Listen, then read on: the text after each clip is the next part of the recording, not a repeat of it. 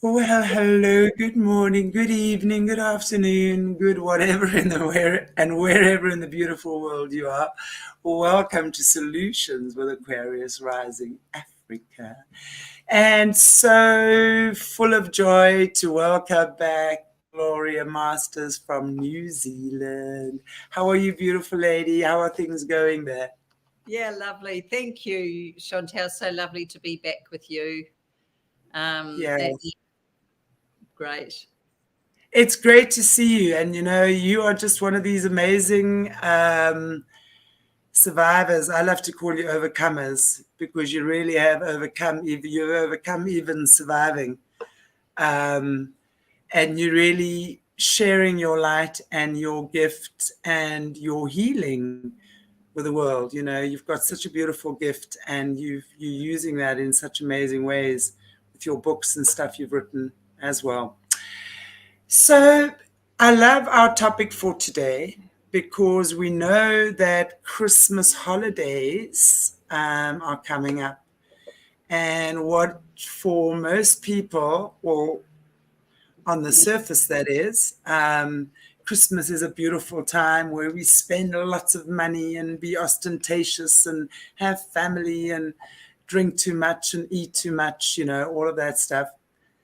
But for many survivors, all survivors, I would imagine that Christmas and these big holidays are horrible. We've often heard about Christmas being that time where the suicide rate is the highest, and I've wondered about that, but I've just often, put it down to, what you read stuff. People are in depression, maybe they don't have family, and they're having a hard time or financial difficulties or whatever the case might be. We assume it's stuff like that. But on closer inspection, I have to say that I do believe that this has to be linked to a lot of SRA, especially SRA survivors, because of the rituals and the torture and the extreme abuse that occurs at these times, right? So I don't know. And I'm very happy to have this discussion with you, Gloria. So over to you. What do you say? How do you speak to us on that? Yeah, so thank you, and I'm pleased you wanted to look at this tonight. the The issue with Christmas is this that. And I'm talking not just SRA, I'm talking other survivors of child sexual abuse. Yeah, a huge community of us globally, and what we know about this Christmas season is that it's the highest rate for suicides. And the reason for that, Chantel, is not what it seems. It's not that sometimes there's a lack of family. It's often because that's when the worst of abuse occurred. And I say that because when you consider it, it's when people are on holiday and they have more time and more access. So for me as a child and for other survivors as children, when all the horror was occurring, we just had more attacks on us, and trying to survive that and being triggered by that was awful. Also, for those that are survivors, sometimes there were broken families, so the crossover to going to, say, your mother's house for part of the holidays would be that day when that transition took place. So there's Trauma. many things that occur, and I think there's a myth out there that Christmas is this wonderful two adults, two children family dynamic, and that there are wonderful happy times with Christmas presents under the tree and everyone being loving and it's all about the children. Yeah, nah. So for us survivors and survivor community, it can be the hardest time of the year, actually, I because absolutely. the body never forgets. The body never forgets, and If you don't mind, I would actually just like to share something about exactly what you're saying because I was thinking about that. Trauma is stored within the body. Now, for those of you guys, I mean, I've often spoken about my experience that occurred when my fiance was killed in a hijacking. And yesterday was the anniversary of that. In fact, it happened on the 12th of December, but I only found out, I got the news on Friday, the 13th of December at 1300 hours. Excuse me. And I needed to go and identify the body, right? I was listed as his next of kin. And a bit of a graphic warning here. He was shot execution style, and the bullet came out of the front of his face. And I had to see that. The trauma of that was huge. So yesterday I woke up and I couldn't understand why I felt so bad. I knew it was the anniversary of his death, but it felt like something ominous was going to occur. And it was 26 years, which is, if you look at numerology, it's the 8, which is about transformation, right? And also for those of you that have just followed what I've been saying about this in the last few months, it started with my tooth that suddenly had this abscess. And when you look at where the teeth sit, it was the tooth of grief. And that's when I started having tooth issues with this tooth. And that's how long it's been carrying on. So when that came out, I also then, it was revealed to me that he was in fact taken out in a hit, which I suspected, but I wasn't sure of. And that revealed everything. So now a few months later, well, that was, I think October, so around about September, October. So now as we move on to actually August, that happened in August of this year. And now it's December, the anniversary. And suddenly, yesterday afternoon, I just stood and I went, oh my gosh, this is my body remembering the trauma. And it was such a liberating feeling, yet so painful. Yeah. Because emotionally I was there again. But it gave me the opportunity to let it go. And only because I was able to do that yesterday, literally yesterday, am I able to talk about it today. The emotion is there, but the cellular trauma has gone. I prayed, I meditated. It was a busy day for me, but I had 2 hours in between. I took a walk on the beach. I just sat with my feet in the ocean, and I just let it go. And that was incredible, because just from my experience, which, yes, was traumatic for me, I can imagine how when you've been tortured and petrified and traumatized year after year, how that can affect your spirit, your emotions, your mental well-being, and your physical being. So I think it's very important, to understand just how we contain the trauma, and the body holds on to that trauma. And when you are ready, 26 years later to the day, I could finally release the final trauma. It's insane how we work in layers. And, God just shows us when we are willing and open for healing, it doesn't have to occur all at that monstrous moment of explosion and everything. Just no, we do it in layers. And when we are ready, and it took me to understand the occult in the way that I have in the last 2 years, and how the secret societies work, and how that all linked into what I experienced then. I would not have understood it before this moment. So once I understood how the system worked and how I was even indirectly involved, it was amazing. And so every person has their individual way of understanding these things and, in their life.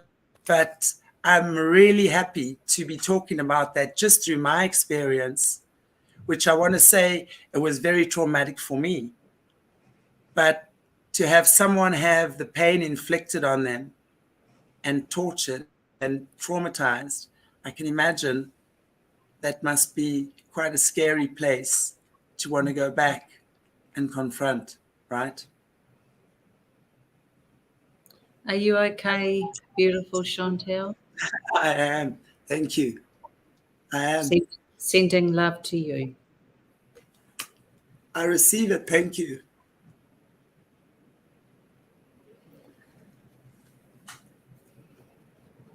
So, how do you, and not necessarily just you, but you've obviously spoken with a lot of survivors and overcomers about these highlighted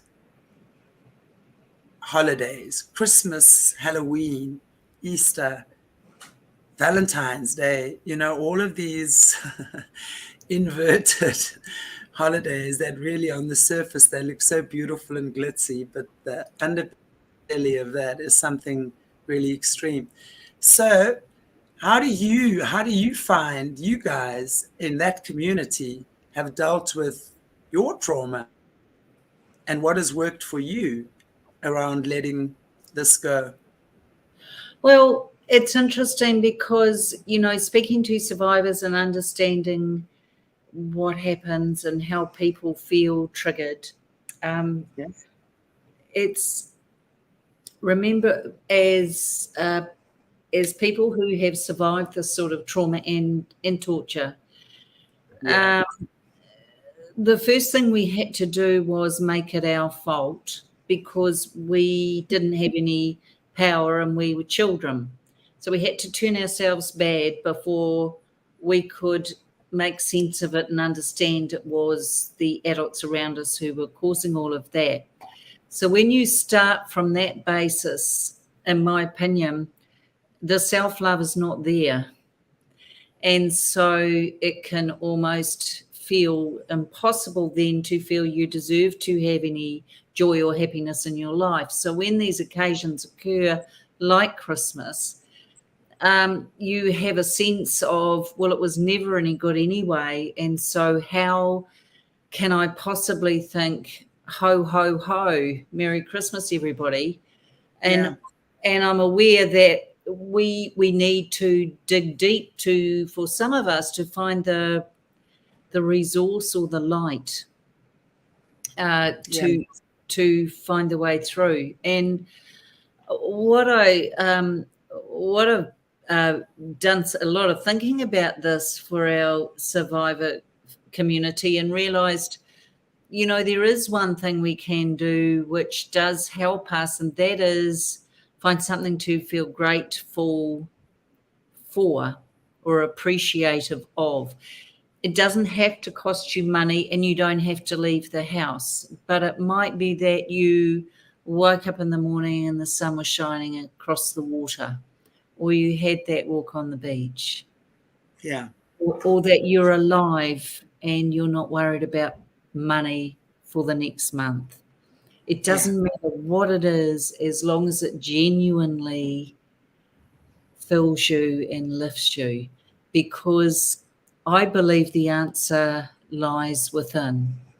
And by that I mean, I think we sometimes can spend time looking outside of ourselves for the quick fix or the wisdom. And I guess my experiences taught me to always go within. because I'll be led or guided or discover there's an answer there if I can just listen for it. Let's say someone is newly, let's say, getting memories or, coming out of this and what have you. Yeah. I agree, because having been a healer myself for more than 2 decades now, it's very difficult when someone has been traumatized so much to get them to feel that unseen joy, that kind of feeling of bliss when you wake up in the morning, feeling great and just feeling alive and grateful that I have this incredible space and that I have friends and whatever.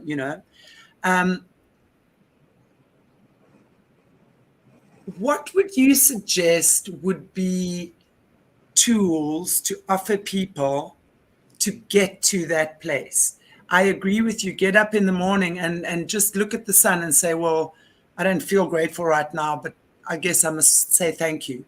Even if we just start with that type of experience or thought process, I always say it starts with a decision. You decide that you are sick and tired of being freaking sick and tired, that there is no other way for you except now to stop being sick and tired, and then surrender. Not surrender to being sick and tired, but surrender to knowing this is no longer the way. What is the other way? Yeah. That's what I'm saying. The tools that get us there. Yeah. And I like what you're saying. I think 2 things. One, when you consider when people are going through this trauma and the recovery of the memories, or they're new to understanding what's happened to them, the worst thing you can do is try and block and stop it, because it will just emerge somehow, and you'll get a gentle nudge, and then you might get a bit of a slap, and the next thing you're being bulldozed with it. So don't try and stop it. It's there to show you something and teach you something. However, you can actually use some ideas around distracting self so that you can function. So that whole compartmentalizing thing can be useful when you're having to live your life and go to work amidst the trauma surfacing. Yeah. So I think giving yourself permission and acknowledging it's there is key. Because we can't pretend and we can't fake it. And Chantel, one of the key things for me is, as children, when all this was happening, our instinct was, no, I don't want it, but we were never listened to. So we started to doubt ourselves, yeah? So now as adults, when we start to feel those things, we start to doubt ourselves, and self-love is nowhere to be seen. So I think it's really important we acknowledge, first of all. So let's say, I love what you said there, because as you say, it's the acknowledgement that my self-doubt, my self-hatred, my self-loathing, whatever it might be, is directly linked to something that someone else instilled in me that is not true. So even if I don't feel the truth right now, my mind, somewhere in my brain, it's registering that that's a falsity in me. And that in itself is such a powerful place to get to, because that acknowledgement sparks something in you. And you might not feel it now. It might take a day or 2, or it might take a week to suddenly register in you, but it does, because it's in your cells. And once your brain, which is the computer of your body, has registered something, it's going to send that message, right? And to the cells of the body, and the cells are going to respond accordingly. So if we just do enough repetition, stand in front of the mirror, look at yourself in the eye, and you might feel that compulsion to vomit or run away or whatever, but say, I love you, and then run away. Just do that. It's such an important thing. And then try and do that 3 times a day. And then try and look at yourself for a second before you say. You know, Yeah, the it's other thing really about.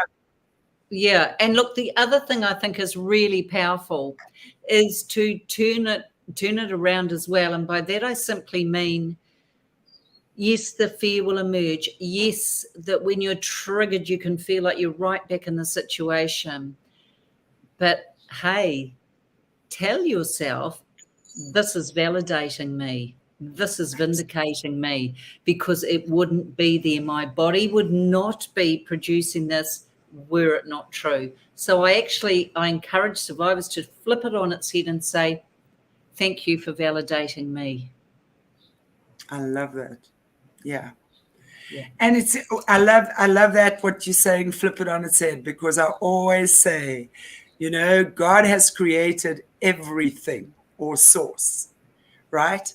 What the Lucy's do is they cannot create, they only emulate. So they take which was already there and they've inverted it and they've turned it into something so obscene. Yeah. And what I'm saying is exactly flip it up. Everything they've said to you about you, go to the opposite of that. If they said you are worthless, nonsense, because you would not be there. You would not be under their torturous little claws unless they wanted something of great worth from you.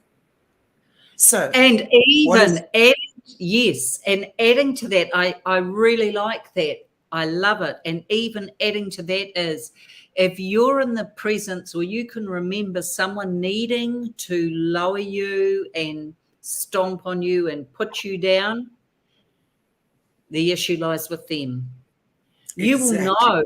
You will know when you're with the right people, because they either elevate you and have you feeling good about who you are, or you feel safe. Anyone that absolutely, needs to have you feeling less than, the issue lies with them. absolutely. And that's so important. And that's when it's so important to be able to say, right, what am I feeling now? Shame. He's trying to make me feel ashamed. What do I need to be proud of? What does he want? What is he trying to kill in me? What do I need to be proud of? And then start looking at things within yourself for which you can be proud. The very fact that you are alive means that you should be very proud, because you've got strength in you that few have. So you can be proud of the strength. What is strength? How does strength manifest itself? Compassion, kindness. You love animals. You're compassionate. You want to help. Wow, that's what that boy in me. That's what I can be proud of. So let's focus on the opposite of what they try to take away from you.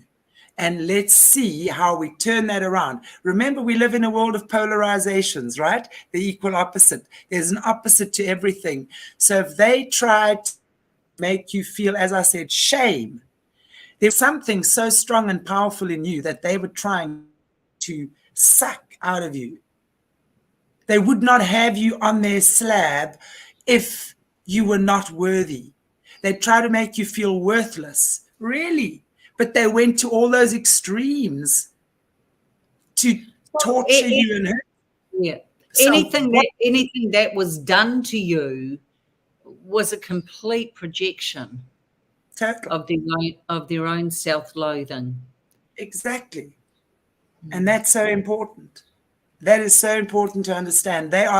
Think about this in the real world. They are grown men and women Yeah. doing this to a child.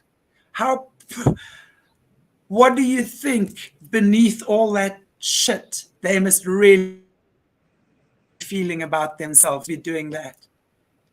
They are so tortured themselves. They clearly have had that happen to them.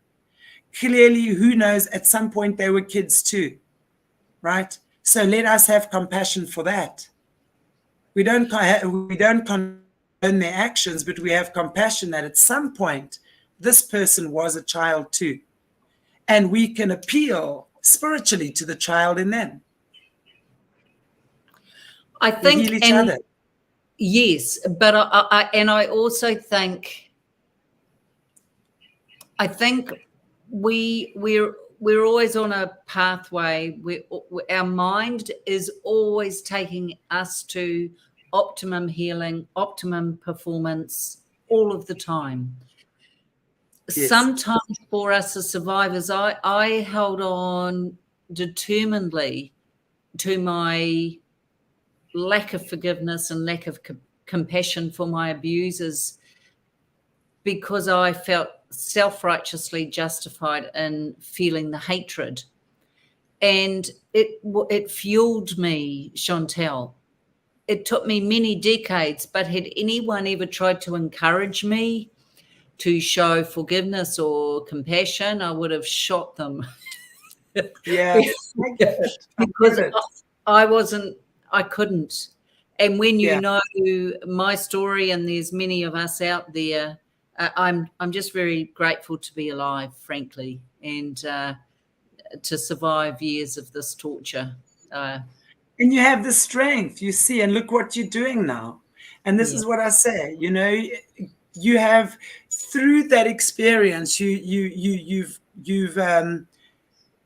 opened up so many gifts within yourself, which you're now sharing, because isn't that what gifts are about? They're meant to be shared, right? yes. So, it's what you're sharing, and it's what the seeds of light you are now yourself bringing to the world.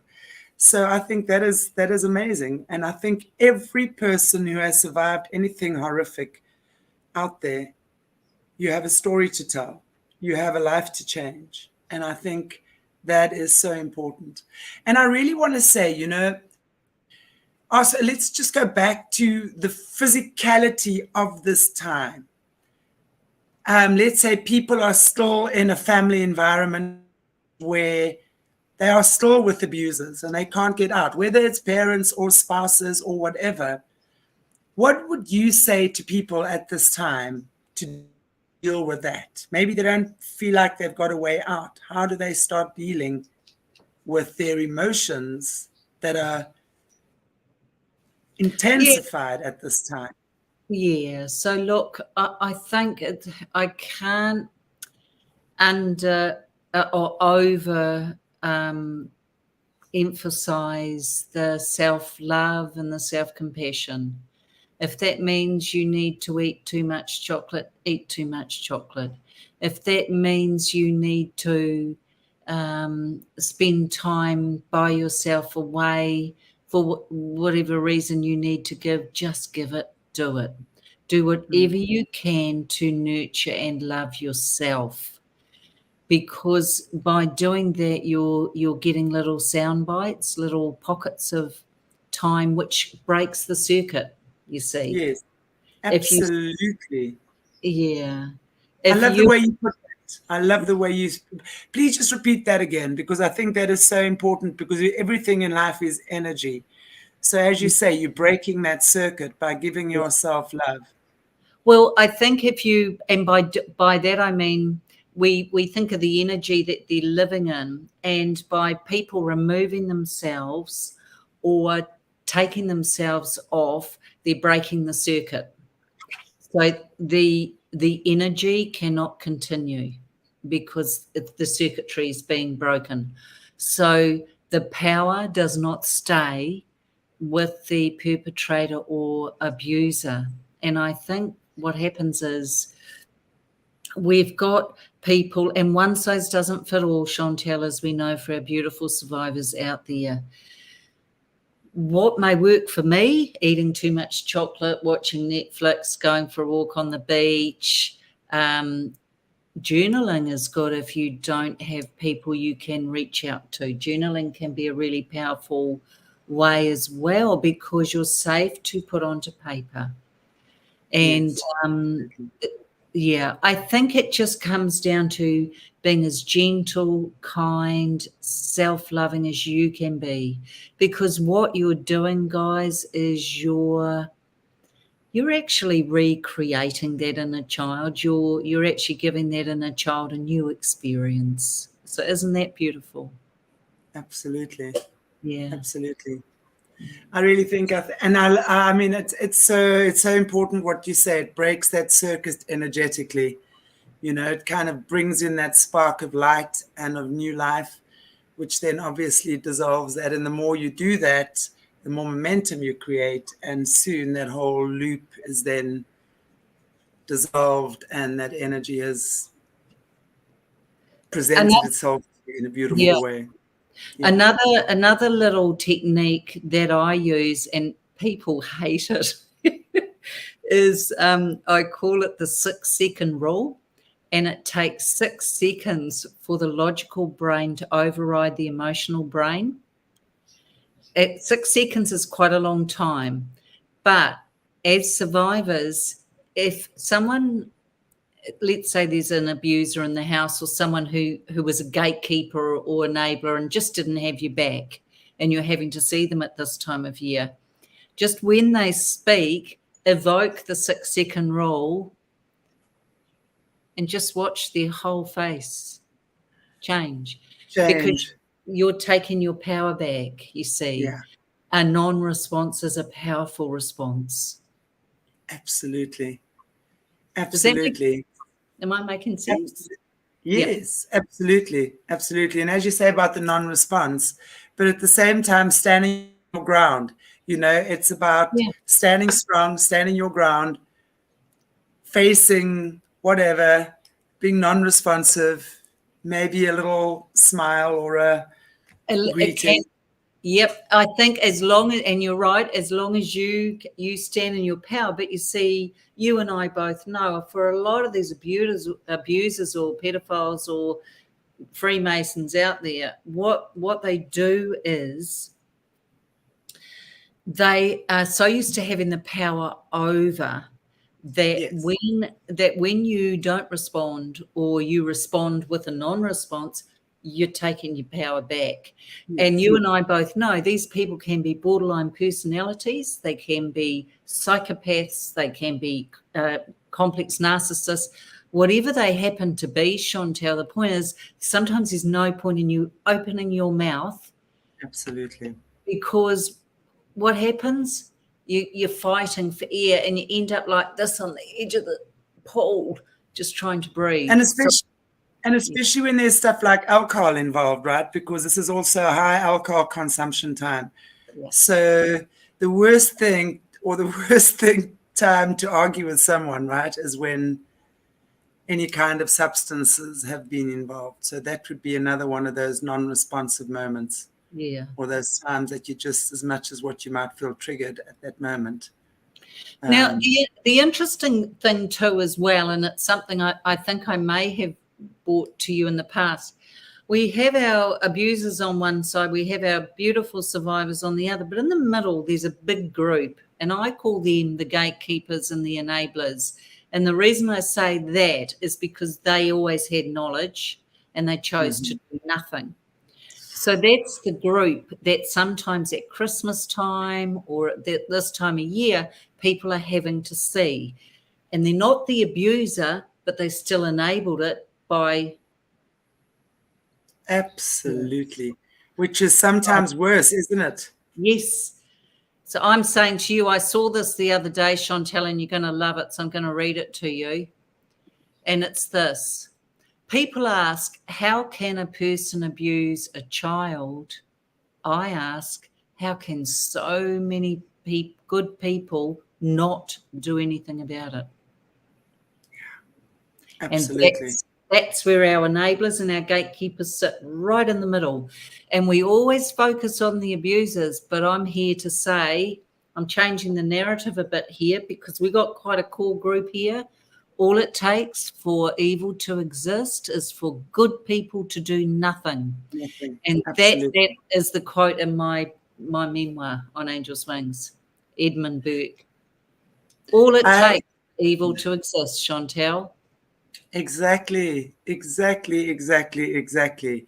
And Gloria, I mean, for me, just the past 2 years, speaking to so many overcomers, there is always someone who's not saying something.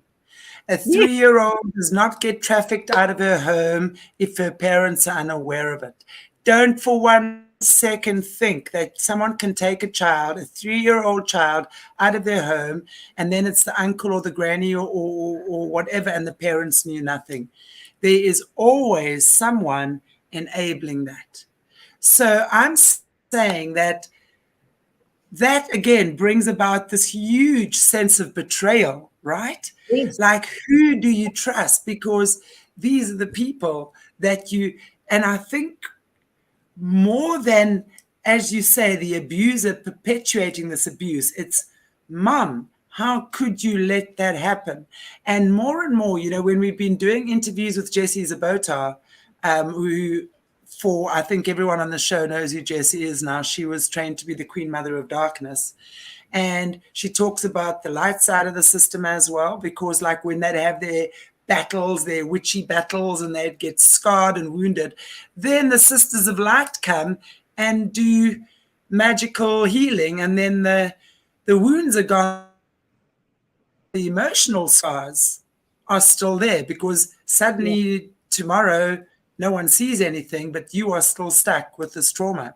And what she says so often, it's the women in the system who enable it over and over and over again. You're going to find, and some of the greatest names that are being mentioned right now are powerful women. HRC, right? There's one. Gloria Vanderbilt, another. Okay, we look at these women celebrities, right, who are occupying high Luciferian positions. You've got to know what they've done to get there.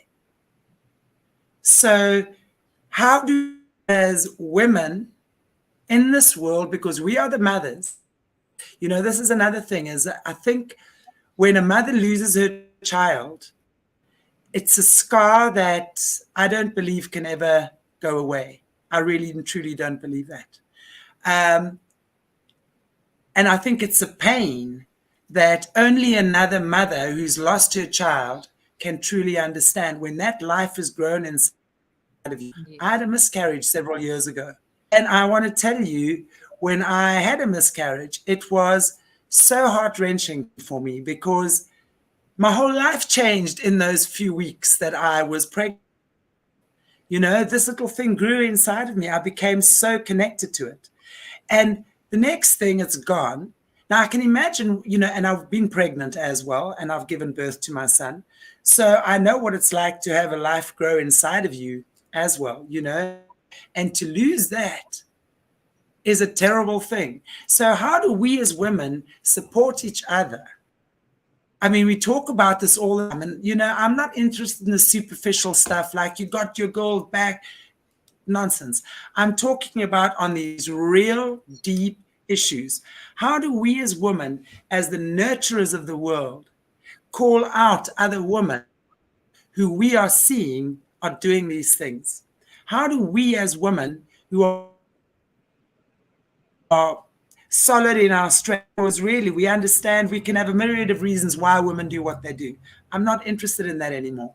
I want to know how we can support, not judge women who are perpetuating abuse, because again, we got to understand there's all psychology behind each and every person as to why they turn out the way they do. As a healer of 20 years, I know this. So how do we support the perpetrator as well as the enabler? How do we support? I understand. Yes, because I think these people need support. Instead of judging them, and I'm not talking about the super powerful stuff. I'm talking about what's happening in our environment now. If there's a mother, if there's a neighbor, if there's an aunt, if there's someone is doing something harmful, whether it's to a child, a husband, if she an animal, if she's having an affair and running around on her husband. These are the things I want to say. It's not about judging, but it's about supporting people through these times. And as women, we help heal, as opposed to become these witches from hell trying to take each other down. Because you see what I'm saying? Healing as opposed to... Yeah, so there's a couple of ways. One, role model. I think we role model, we lead by example. Two, we gently confront, and you can use words like, hey, I just wanted to chat to you because it's just not who you are, and I'm just noticing this behavior, all these words. I'm just a bit concerned because that's not who I believed you to be. Are you okay? Yeah. So if we come at it gently and with empathy, that's more likely to allow someone to open up than if we come in attacking. But I always think role modeling is a good thing to do, because these people can't be feeling good about themselves, Chantel. No And ways. if they're behaving in this way or enabling in this way, their children or beautiful young people are at terrible risk. So we've got to find a way in. But Obviously. equally, my challenge is always this, and I was talking to someone at law enforcement in America who wants me to provide some information for them. And they said, what do we say? What would you say to the police over there who just feel sick that they didn't spot the abuse? And you know what the simple answer is? And this is what I'm giving you right now when you think about these females who are not doing what they could be. Stop looking to the adult and start looking to the child. Yeah, absolutely. Because what Absolutely. happens is we stand a child and an adult up, and guess where the adult who's talking to them eyes always go to? The adult. Yeah, Stop. exactly. Stop. Start to Yeah, notice the child. yeah, exactly. The child is So a product of its environment. It's going to respond to its environment. Let's never forget that. yeah, a child won't say, I'm struggling, I'm being abused. A child will show you through their behavior and their play. Yeah. Their play shows us so Mm. much. But so the point is, back to your thinking. Women can be very competitive, Chantel, so that needs to be mentioned. And so instead of standing beside each other, because together we're stronger, and supporting each other and appreciating each other, there can be this dreadful competitiveness.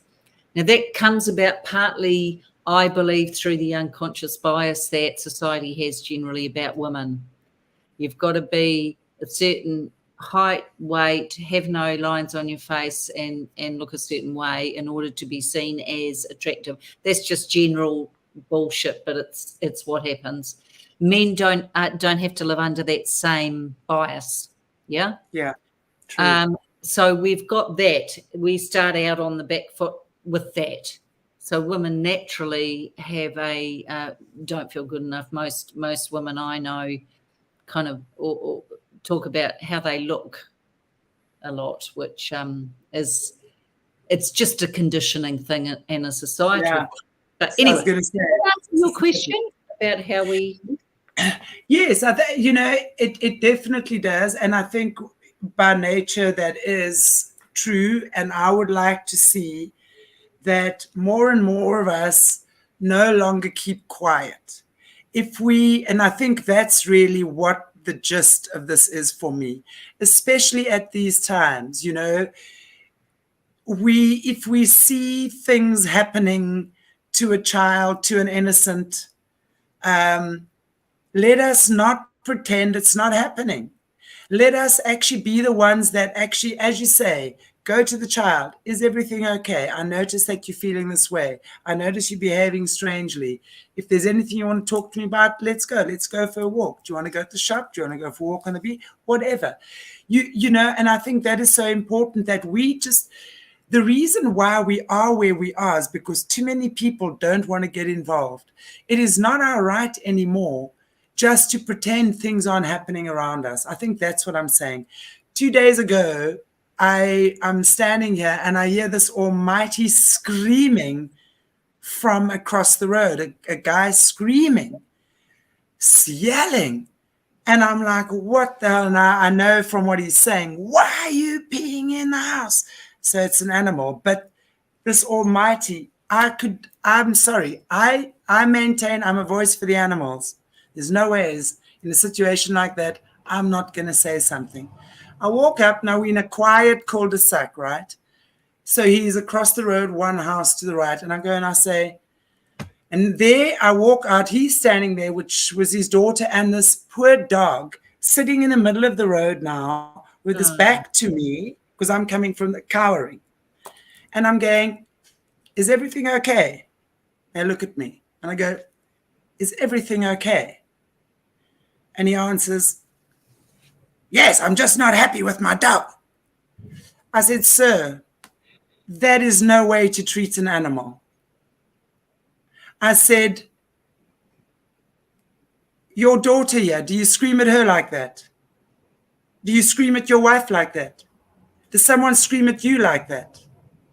How do you respond to someone screaming to you like that?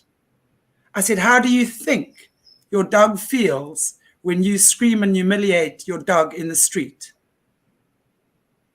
Then he starts arguing. I said, I'm an animal whisperer. I said, you're doing this animal more harm than good. I said, this is no way to train your animal. And then the little girl started saying, Daddy, let's go. And I said, it's fine. And then he says, well, thank you very much. I said, you are most welcome. I said, it's very important to treat our animals well because they reflect who we are. Oh, and what I said to him as well, I said, your screaming just shows us how out of control you are. I said, no one responds well to that behavior. No one. And, you know, that's how I deal with situations like that. So it's not, I'm not attacking the guy. Oops. Where did, I think she's run out. But what I was saying is I wasn't attacking the guy, but I was really saying that it's not okay to behave in that way. And I think that's what's important for us at this time. Yep, here I go on. That's what's important for us. And that's what I'm trying to say, guys, is that if there's something that you're noticing at this time, especially, and especially us women, you know, us women tend to be more aware about these things than what our male counterparts are. And I'm not, that's a generalization I get, but as women, we generally are more intuitive to these things. So there we go. Here's Gloria back. So let us not be quiet. Let us be a voice for the children. Let us be a voice for the animals. Let us be a voice for fellow women who are in trouble and we can see. Let us be a voice for our male counterparts. Well, they deserve as much love. You know, if we see they being messed around by people and their partners, you know, have their back too. Just do what you feel is 100%. right. I think I got so upset about the dog thing, I clicked the wrong button. Sorry about that. But no, I agree with you, and I think role modeling is so powerful. And you know, I think all it takes is also, Chantel, looking outside of self. We are such an individualistic, siloed mentality throughout the world, yeah? And so what tends to happen is it's all about me.com instead of saying, hey, you know what? Thank you for the wonderful work you're doing in the world. I really appreciate you. Absolutely. I mean that, by the way, Chantel, but you know what I mean? Instead of thinking, we just think about self. And I think sometimes self can be a bit much. And I don't mean for survivors that the focus shouldn't be on self-love, because it should. But I just sometimes think, notice that old lady in the supermarket can't quite reach that top shelf. What does it hurt to say, can I help you? Absolutely. Or that mum walking in the rain with a toddler and a little baby, and she's obviously walking. Can I help you? You know, it's stepping outside of ourselves. We are Absolutely. one. We are all connected, surely. Exactly. Acts of kindness. And I Yeah. think that's what it is. And I think we also mentioned it on one of our previous shows as well. You know, we don't really realize what people have been through. What I'm noticing more and more these past few years, as I say, is just how many people have been through horrific abuse, such as yourself, and not necessarily to that extreme, but abuse nonetheless. And they have all, obviously, we know when a child is abused or a woman is abused or a man is abused, it changes who you are. So you respond in certain ways. So maybe those of us who feel wiser and more understanding of these things now, when someone reacts to us in a negative way, maybe just step back and just acknowledge that they may be having a bad day. Maybe you don't know what this person's life's. Not that you've got to become a punch bag, not at all, but just to be a little bit more understanding of people's situations that we probably have no idea of. We hear these stories from overcomers like yourself day in and day out, and I'm so blessed. I feel so blessed that over the time that we've just been doing this, how many other channels have started speaking with survivors and things like that. More and more people using their voices, right? And that is such a good thing. So the more people who are speaking, the more groups that people are forming on Facebook, on Twitter, on Telegram, more and more people are sharing. And I think it's just a beautiful time just to, be part of that wave of change. Yeah, 100%. And I think at this time of year as well, please look outside of yourself. There are people struggling. Yeah, The very much. most divorces happen this time of year. The most suicides happen this time of year. You know, horrible things happen this time of year. So I think we just need to have eyes wide open. Yeah. Yeah, absolutely. I fully agree with that. Wow, lovely conversation. I just want to check the chats here quickly and just see there have been some commentors.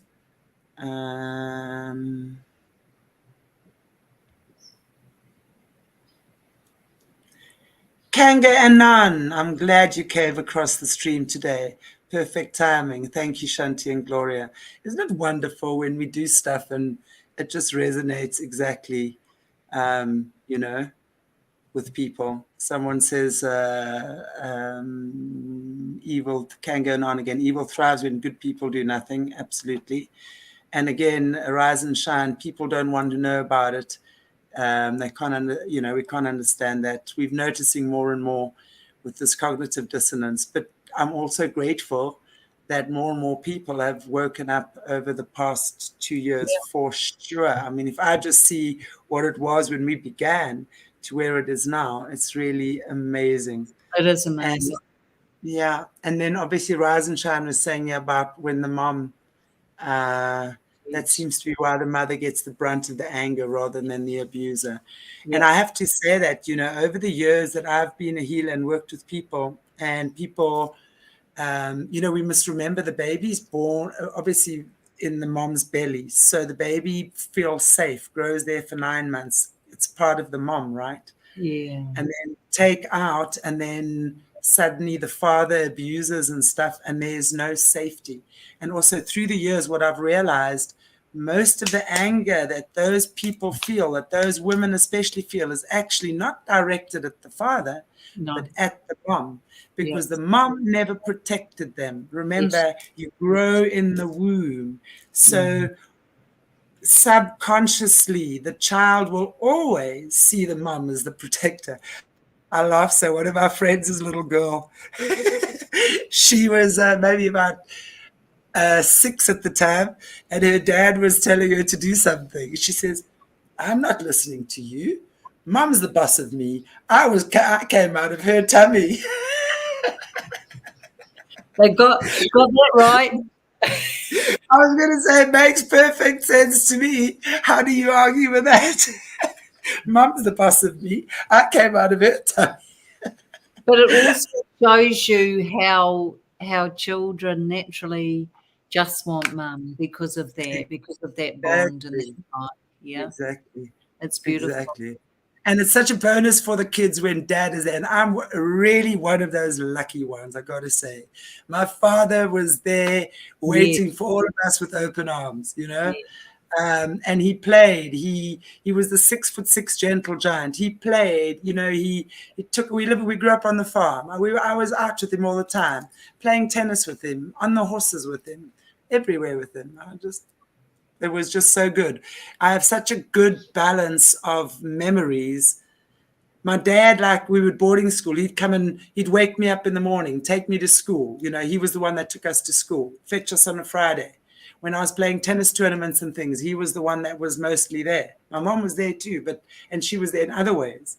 But it's amazing when you actually find that balance. And I want to just say, those of us who have that, feel blessed. Feel Yeah. so blessed, because that is honestly, in my journey as a healer, that is one thing I realized very, very quickly, how lucky I am to have the parents I do. Yes.